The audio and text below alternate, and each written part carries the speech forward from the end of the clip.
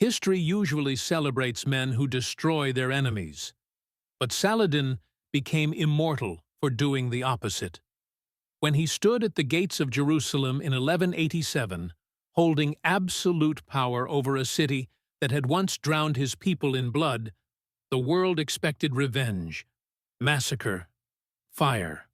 Instead, Saladin chose mercy, and in doing so, defeated hatred itself.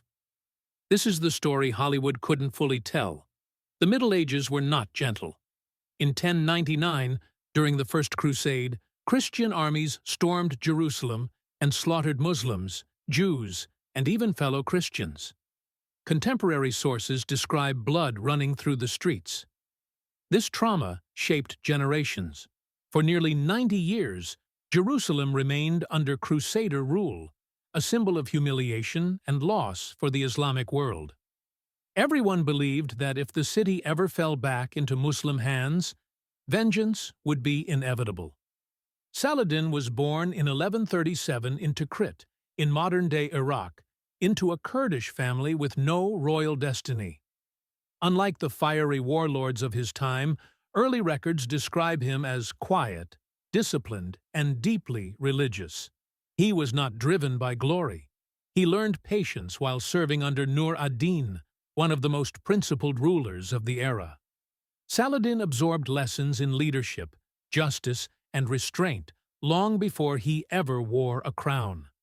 Power came to him slowly, first in Egypt, then across Syria. Yet, as his authority grew, his lifestyle remained simple. He gave away wealth constantly, funded hospitals and schools, and lived with austerity. This mattered because it trained his mind. Saladin learned to rule himself before ruling others, a rare skill that would define his legacy. In 1187, Saladin crushed the Crusader army at the Battle of Hattin. The road to Jerusalem lay open. The city that symbolized massacre was now defenseless. His soldiers remembered 1099.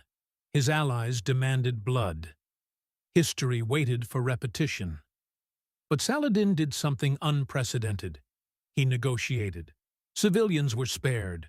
Christians were allowed to leave safely. Ransoms were set, but many were forgiven. Churches were protected. Even women and children who could not pay were freed.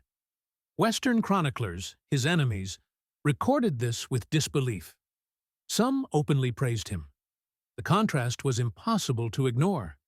Saladin understood a truth most leaders never learn. Revenge feels powerful in the moment, but restraint shapes eternity. Violence ends battles. Mercy ends cycles. This was not weakness. It was control. Even Richard the Lionheart, his greatest enemy, respected him deeply. Legends grew not because Saladin was feared, but because he was trusted. When Saladin died in 1193, his treasuries were opened. They were nearly empty. He had given almost everything away. There wasn't enough money to pay for his funeral. A man who ruled lands from Egypt to Syria left behind no riches, only a name that survived centuries, religions, and enemies. History remembers conquerors for their victories. It remembers Saladin for his character. Power did not corrupt him. Hatred did not consume him. And that is why, long after empires collapsed, his story still stands.